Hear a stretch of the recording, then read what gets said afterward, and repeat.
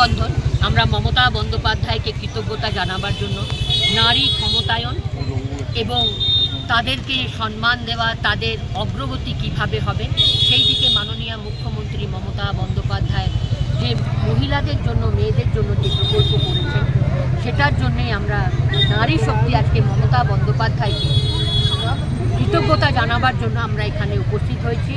রূপশ্রী থেকে, কন্যাশ্রী থেকে, স্বয়ং সিদ্ধা,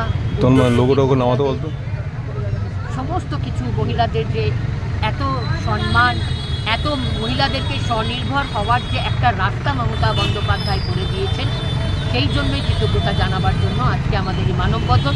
শুধু এই মানববন্ধন দুর্গাপুরেই হচ্ছে না, পশ্চিম বাংলার প্রত্যেকটা রাজ্যে, প্রত্যেকটা জেলায় জেলায় হচ্ছে।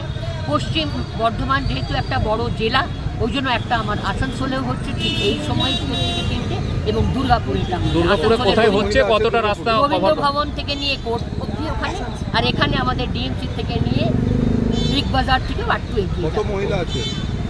মহিলা 1500 মতন তো হবে, তার বেশিও হবে।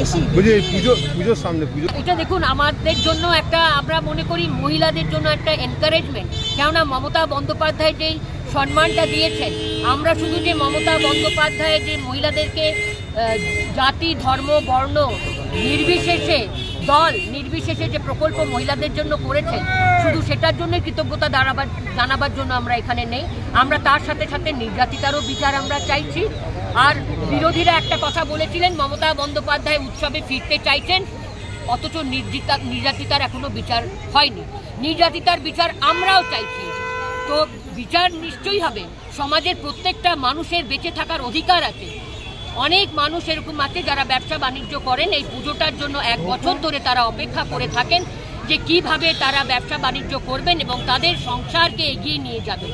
অর্থাৎ আমরা জানি জীবনে যেমন দুঃখ আছে, আনন্দও আছে, তাই উৎসবটাকেও আমরা পালন করব।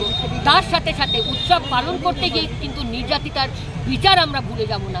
তাই আমরা সিবিআইয়ের কাছে আমাদের প্রশ্ন যে আর কত দেরি আমাদের এই বিচার পেতে।